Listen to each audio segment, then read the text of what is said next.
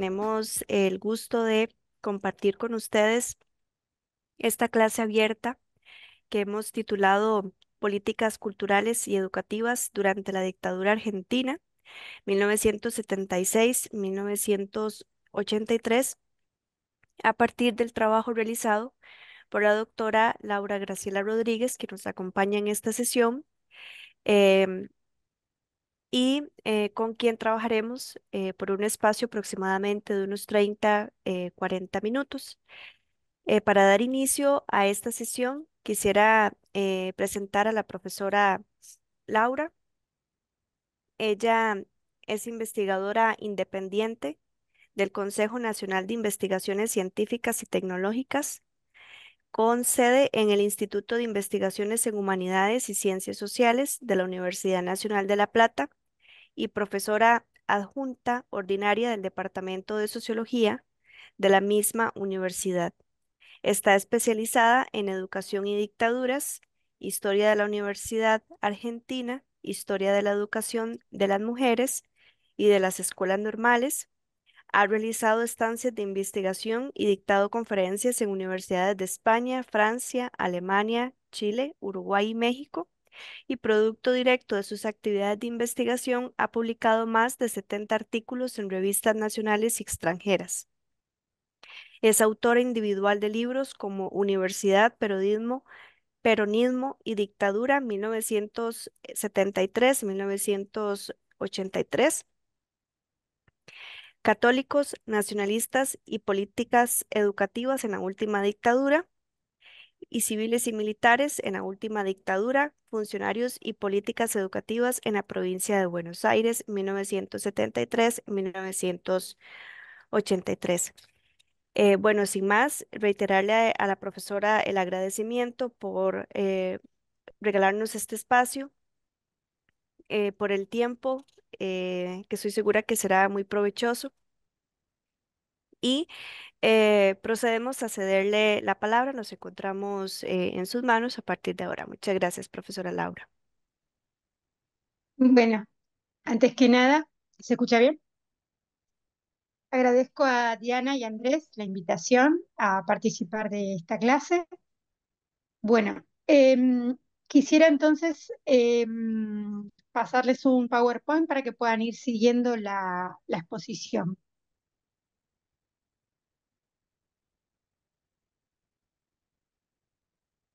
¿Ahí se ve? Sí. Bueno, como bien mencionó Diana, el título es Las políticas culturales y educativas de la última dictadura y la búsqueda de apoyos entre la población.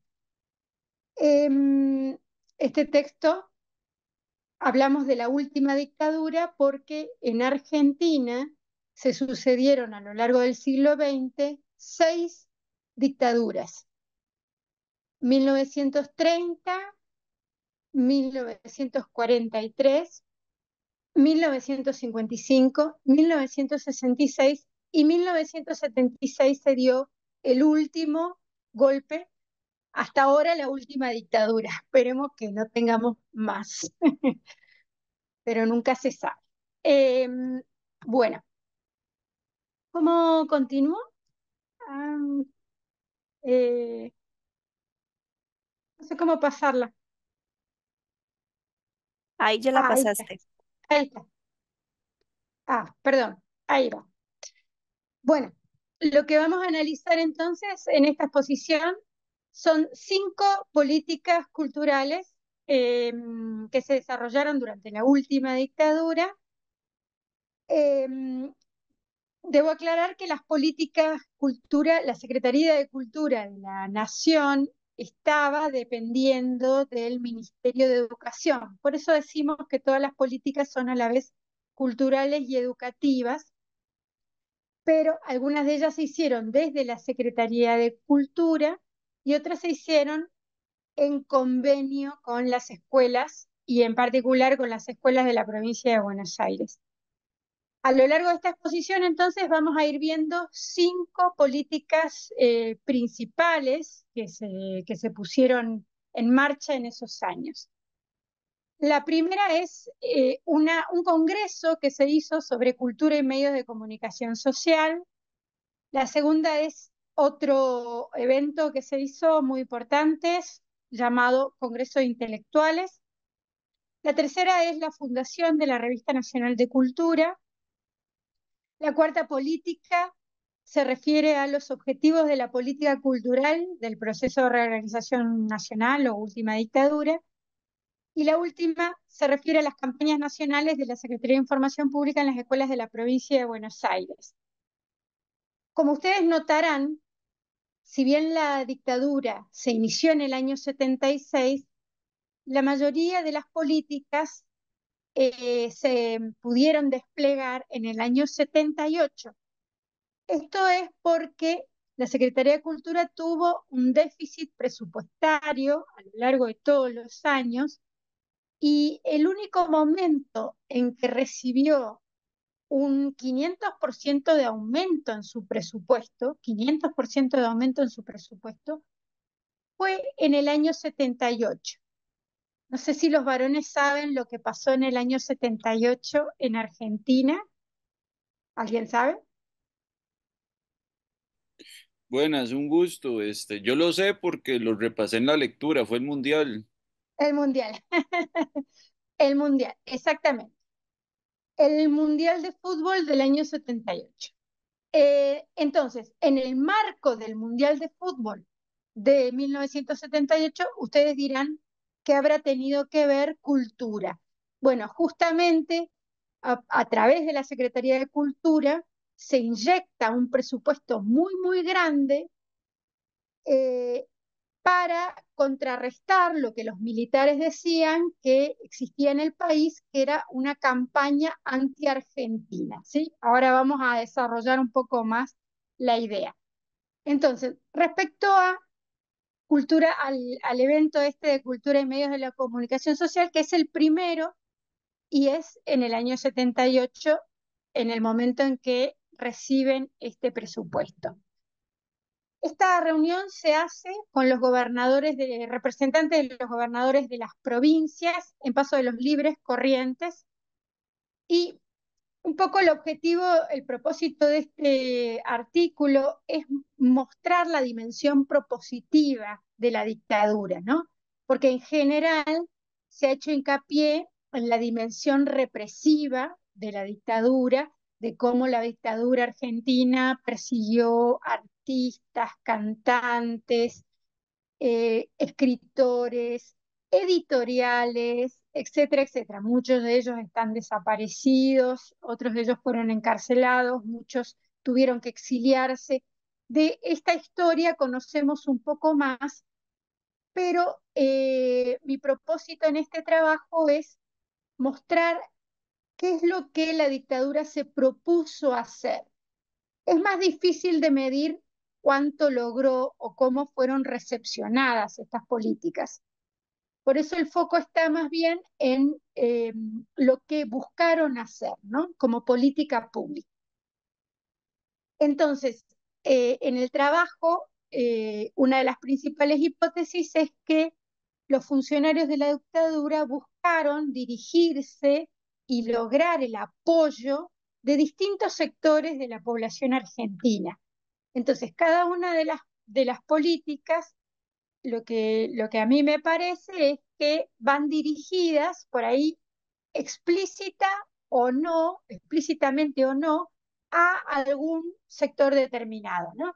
Entonces, este evento en particular, la dictadura busca dirigirlos a los padres de la familia, padres de familia, que estén preocupados por una cuestión muy moderna en la época que causó mucho revuelo, que fue la televisión a color, sobre todo en este contexto la televisión a color, que en la Argentina aparece en el contexto del Mundial.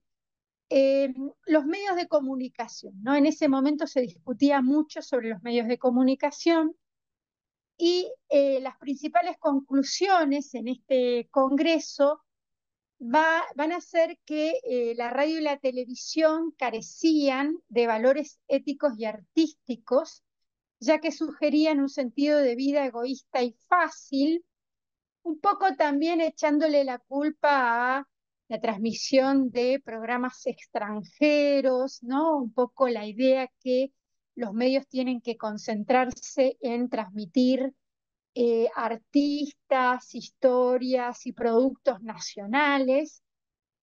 Y otra de las conclusiones es que era impostergable que los medios de comunicación se dedicaran más a educar que a entretener, ¿no es cierto? Que a entretener se debían ocupar los medios privados en todo caso, pero que los medios públicos, la radio y la televisión, e incluso una parte del cine, debían centrarse en transmitir los verdaderos valores del ser nacional, en general vinculados, en general entendidos el ser nacional como eh, una persona cristiana y occidental, ¿no? Todas estas ideas se dan en el marco de la Guerra Fría y de un anticomunismo rabioso de parte de los militares a cargo de la dictadura, ¿no? La segunda cuestión fue el evento del Congreso Nacional de Intelectuales. También se hace en el año 78 y esto está claramente dirigido a intelectuales y universitarios. ¿Cómo define la dictadura a los intelectuales? La dictadura considera que los intelectuales tienen una misión en la sociedad que cumplir, que es la de elaborar diagnósticos para poder delinear política pública, ¿no? Un poco la idea es esa.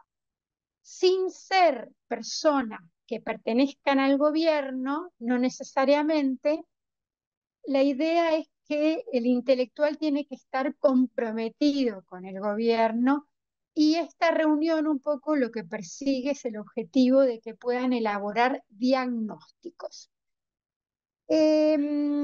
Estaba previsto que a esta reunión fueran Jorge Luis Borges, el famoso escritor, o Jorge Sábato, entre otros, pero que, bueno, no fueron. Y estuvieron presentes 130 intelectuales. De verdad fue un evento muy importante y en general fueron personas que tenían cátedras en las universidades. Esto es un poco la idea del intelectual vinculado a la investigación académica, ¿no? Fueron académicos vinculados a las universidades nacionales y a la Universidad Católica Argentina, del área de la filosofía, sociólogos, historiadores, antropólogos, escritores, críticos de arte, musicólogos, pedagogos, abogados, investigadores y científicos argentinos. En general, fue una amplia convocatoria y el Congreso se divide en 3 días. El primer día es sobre el hombre argentino en la filosofía y la sociología. El segundo es el hombre argentino en la literatura narrativa, las artes plásticas, la música, la poesía. El tercer día se dedicaron a exponer sobre el hombre argentino y el futuro nacional, en relación con la educación, la investigación en ciencias humanidades, las ideas histórico-políticas y los principios filosóficos religiosos. El evento tuvo una gran cobertura de prensa y el propósito final era continuar con estos congresos, ¿no? Que este iba a ser el primero que concentrara a estos intelectuales, pero que en los años siguientes se volvieran a hacer. La verdad es que no volvió a hacerse ninguno más. Esto da cuenta que fue muy costoso y que en el año 78 solamente se pudo hacer debido a la gran inyección de dinero que habíamos mencionado. Pero bueno, no se volvió a hacer ningún otro en el país, ni en la historia del siglo XX, ni el XXI, ningún otro congreso que se denominara de intelectuales. En ese sentido fue un fenómeno bastante particular.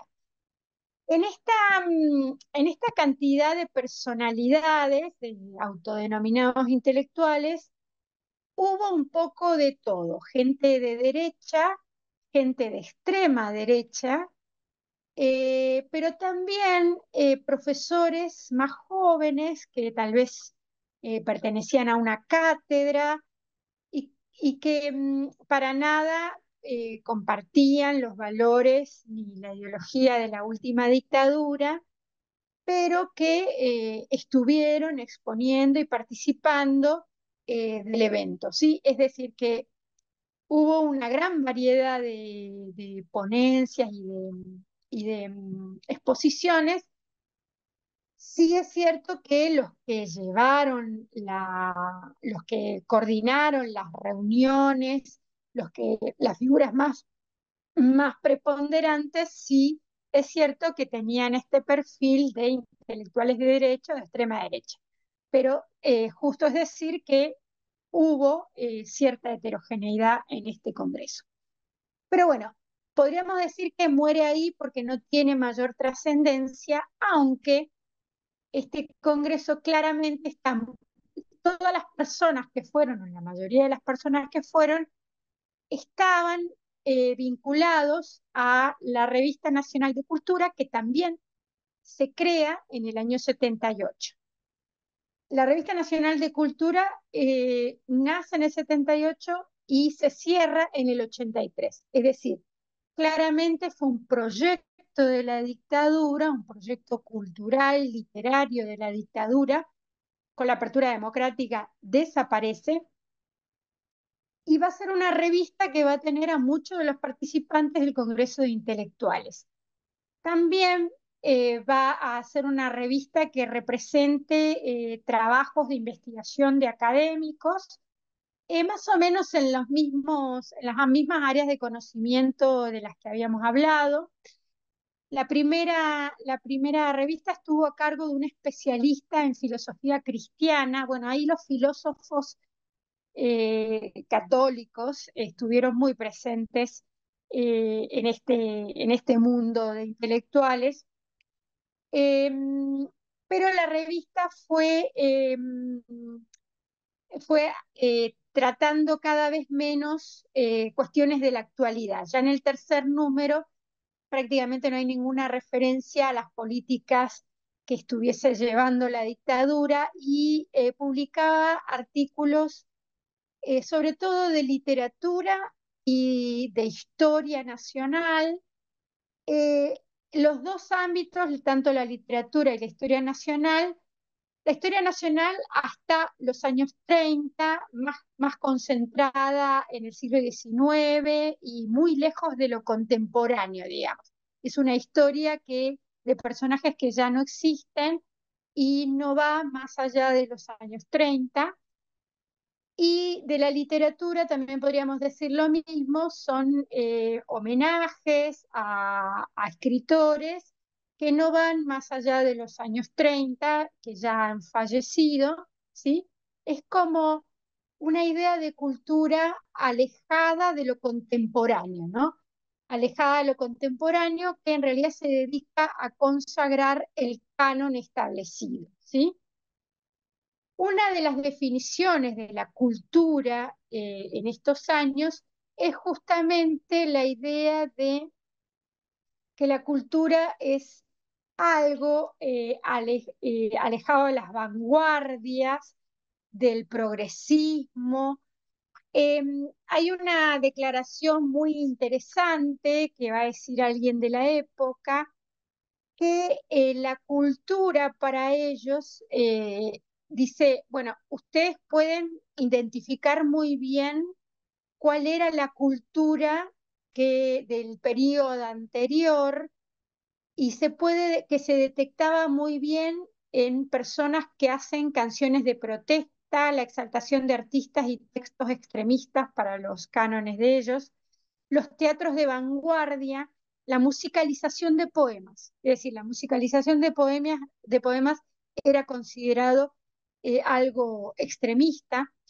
Las actuaciones individuales desinteresadas de intérpretes para grupos de alumnos universitarios o en barrios de escasos recursos, es decir, toda acción cultural que tuviera que ver con la transmisión de una cultura popular o de una cultura gratuita o de una cultura realizada en barrios populares, eso también era considerado subversivo, las obras plásticas con marcado tinte guerrillero, las conferencias de prensa con compañeros de otros países. Acá están haciendo referencia sobre todo a el caso de Chile y en la coyuntura del golpe de Pinochet en el año 73, muchos chilenos estuvieron en el país y fueron recibidos por muchos intelectuales. Bueno, a esto se refiere cuando dice reuniones de prensa con personas de otros países, se está refiriendo a esa coyuntura.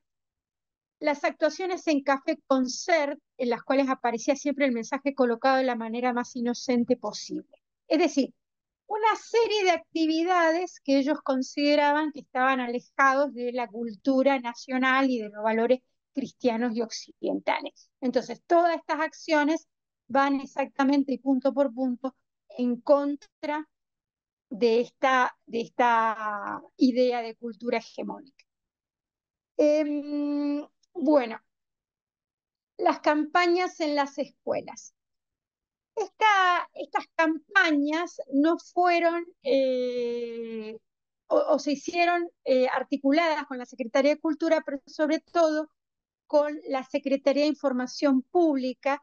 La Secretaría de Información Pública estuvo a cargo de los militares y articulaba todo lo que fueron los radio, diarios, cine, es decir, diarios, radio y cine, fueron manejados por la SIP, la Secretaría de Información Pública, con el objetivo de, bueno, unificar el mensaje. Bueno, lanzaron varias propagandas estatales, y en el marco de esta campaña anti-argentina, la campaña anti-argentina comenzó, según los integrantes de la dictadura, en el año 76 y se fue comandada, fue iniciada por exiliados en Francia, argentinos que estaban en Francia, en México, que desde el exterior empezaron tempranamente a denunciar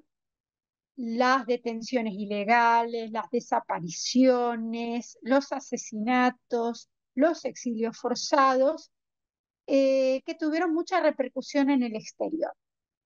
Entonces, la dictadura, muy preocupada por esta amplia repercusión que tenían las denuncias, en el año 78 en particular, puso tanto dinero en la Secretaría de Cultura para contrarrestar lo que ellos llamaban la campaña anti-argentina.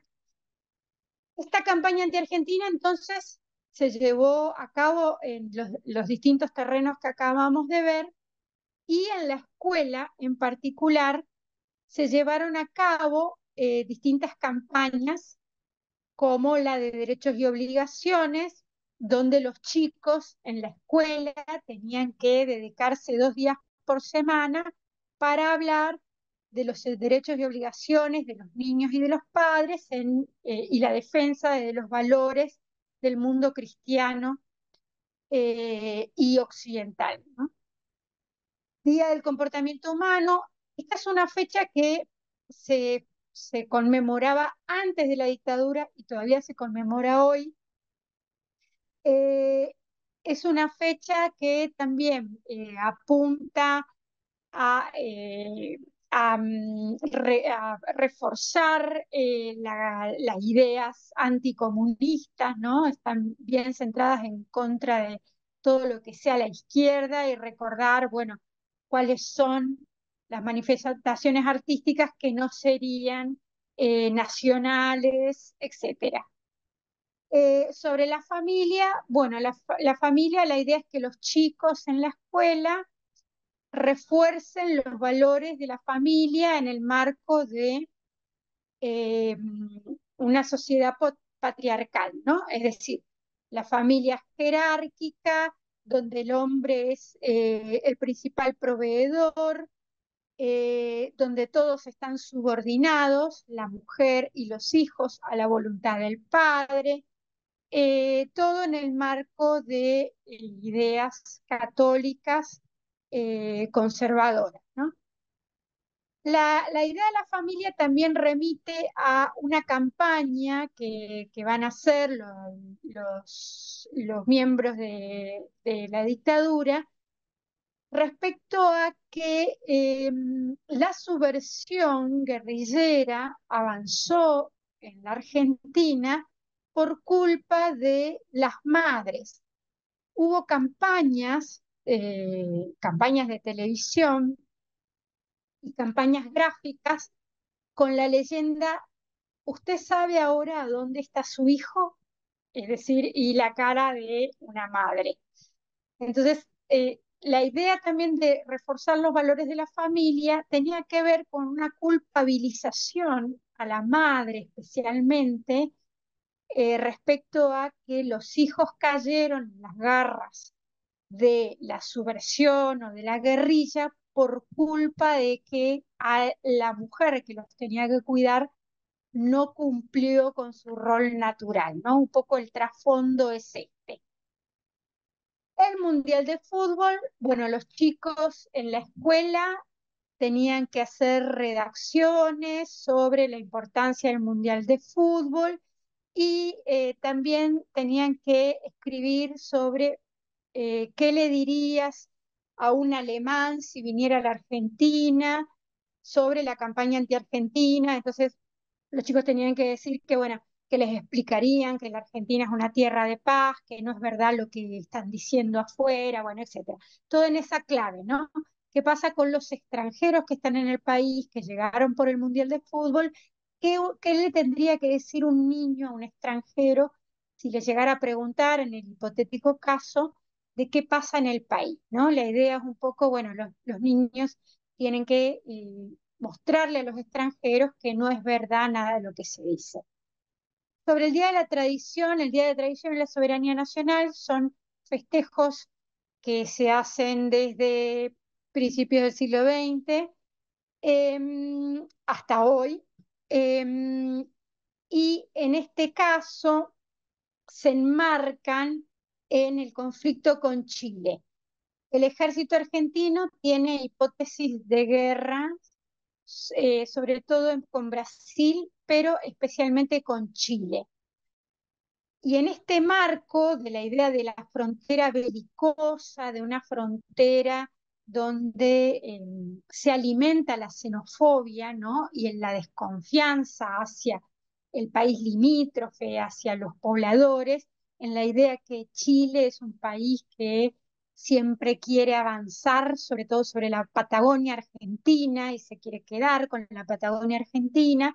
Sobre esta idea y un conflicto particular de esos años, que fue el conflicto del Beagle, por el que casi van a la guerra Argentina y Chile. Fue un conflicto muy grave, donde no fueron a la guerra gracias a la acción del Papa. En este marco de belicoso, se les hacía escribir a los chicos, se les hacía leer cuestiones sobre el conflicto de Beagle, pero en esta idea de cómo Chile era el enemigo, cómo Chile no tenía ninguna justificación sus reclamos territoriales por el canal de Beagle, etcétera, ¿no? Y la campaña El niño, la escuela y el ejército está enmarcada en algo más amplio, eh, que fueron dos programas que sí se hicieron con el Ministerio de Educación, que fue uno que se llamó Argentinos, Marchemos a la Frontera, y el otro que se llamó Gendarmería Infantil. Eh, Argentinos, Marchemos a la Frontera fue un programa que se hizo conveniado con el Ministerio de Educación y la Gendarmería Nacional para que los chicos de las escuelas técnicas, los varones de las escuelas técnicas, viajen a las provincias de frontera y ayuden a arreglar las escuelas, bueno, que estén en las escuelas ayudando como son chicos de las escuelas técnicas, en todo lo que significa reparaciones para la escuela, y estén una semana. La idea es que las fronteras están desprotegidas, que Brasil también avanza sobre las fronteras, sobre todo en términos comunicacionales. Los medios de comunicación, la radio y la televisión en la frontera tienen más potencia y se ve más canal brasilero que argentino. Entonces la idea es que la, la Argentina tiene que ocupar culturalmente la frontera. Entonces existió esta campaña del niño en la escuela y del ejército es para que los niños vayan a los destacamentos del ejército a conocerlos. La de Gendarmería Infantil es para que los chicos de las escuelas, perdón, la de Marchemos a la Frontera es para que los chicos de las escuelas técnicas vayan a las escuelas de frontera, y la de Gendarmería Infantil es para que los destacamentos ubicados en zonas de frontera eh, reciban a niños chicos de 6 años hasta los 12 años, eh, para que a contraturno de la escuela los chicos estén en los destacamentos eh, aprendiendo algún oficio, ¿no? La idea también muy de la época era que la subversión marxista creció en la Argentina por culpa de que los chicos estaban ociosos. Entonces, la idea de la gendarmería infantil, pero también del Marchemos a la Frontera, es que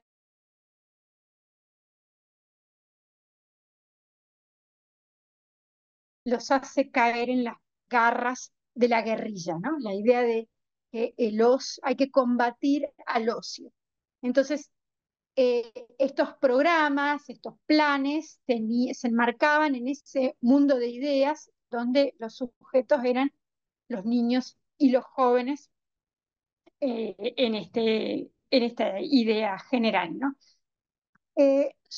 La última política se refiere a los principales objetivos de la política cultural. Esta se da un poquito después, como pueden observar, en el año 80-83, es cuando se organiza el Consejo Federal de Cultura, que es un consejo que agrupa a los ministros de Nación y a los representantes de cultura de las distintas provincias, ¿no? Los agrupa en reuniones, em, en reuniones generales donde se articula la política nacional, ¿no? Como el periodo donde se hace es 80-83, el problema que tienen todas estas políticas que se van a diseñar en el papel es que prácticamente no van a tener ninguna implementación porque, como dijimos, en diciembre del 78 ya el presupuesto de cultura vuelve a ser el 0,05 del presupuesto general, es decir, baja abruptamente, vuelve a los valores que siempre tuvo. Eh, nada vuelve a ser como en el año 78. Entonces, este plan que se hace en el 80-83 no tiene ningún impacto cierto en el territorio por falta de presupuesto. Pero bueno, es interesante ver qué es lo que tenían en mente, ¿no? El plan de relevamiento cultural nacional lo que se propone es que personal técnico específicamente formado pueda hacer un censo sobre en las provincias, sobre los bienes culturales que existen en esos lugares, ¿no? El problema con este relevamiento es que nunca hubo presupuesto para que los técnicos viajen a las provincias, no hubo dinero para que viajen, no hubo dinero para que se trasladen, entonces prácticamente no se pudo hacer.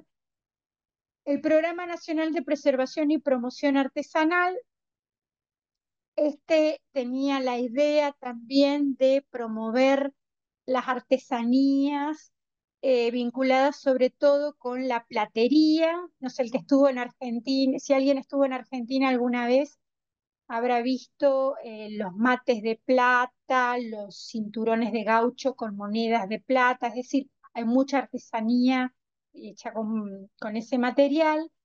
pero también tejidos. Bueno, aquí también la idea era hacer un censo, hacer exposiciones, etcétera, que tampoco se pudo materializar. El plan de política cultural en zonas de frontera se enmarca en lo que habíamos mencionado antes, y este en particular es la idea de trasladar la cultura, es decir, trasladar números musicales, trasladar ballet, orquestas, folclore, humoristas, es decir, todo lo que todas las personas que se consideran que representan a la cultura nacional también en zonas de frontera para, visto que habíamos hablado, reforzar la presencia nacional en esas zonas tan vulnerables. Y el Programa Nacional de Turismo Cultural, la idea era ofrecer créditos para que la gente pueda trasladarse dentro del país, conocer, que pueda visitar los principales exponentes de la cultura, del patrimonio cultural, pero tampoco pudo realizarse. Aquí quisiera simplemente señalar para terminar que la, la dictadura tuvo un programa económico neoliberal. Entonces, la idea de cultura aquí también buscaba la, eh, aplicar, implementar lo que se conoce como la subsidiariedad del Estado. Es decir, salvo en el 78, cuando recibieron mucho dinero del Estado, en general la Secretaría de Cultura prácticamente no tuvo financiamiento. Pero la idea de los ministros de Educación era que la cultura debía ser financiada por los privados, ¿no?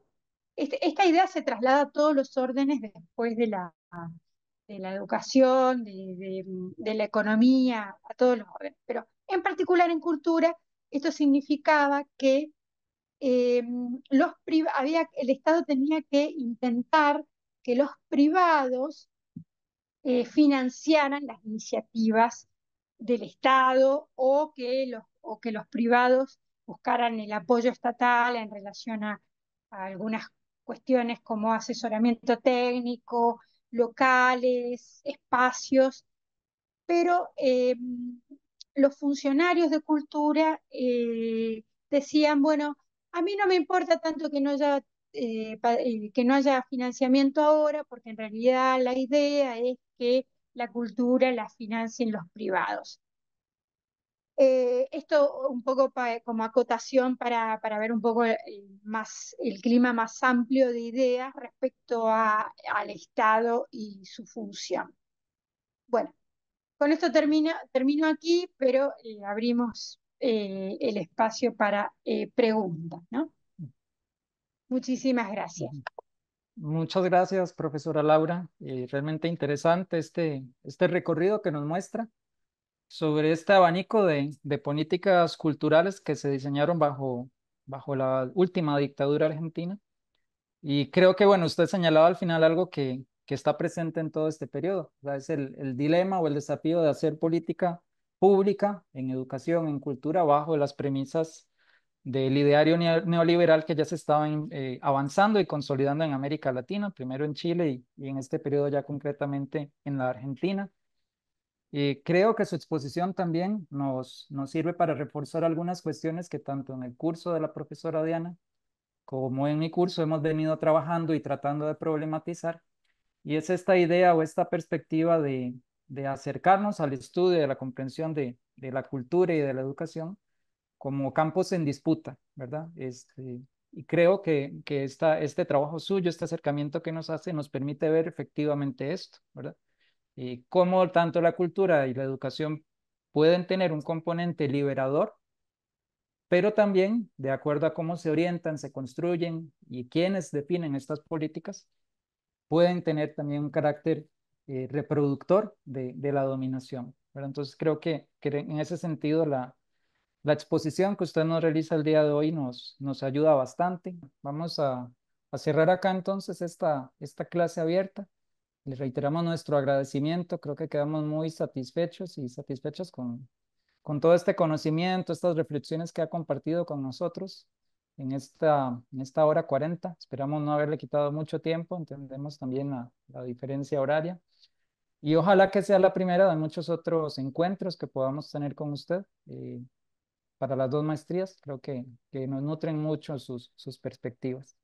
Le agradecemos también a los estudiantes que nos han acompañado el día de hoy, de las dos maestrías también.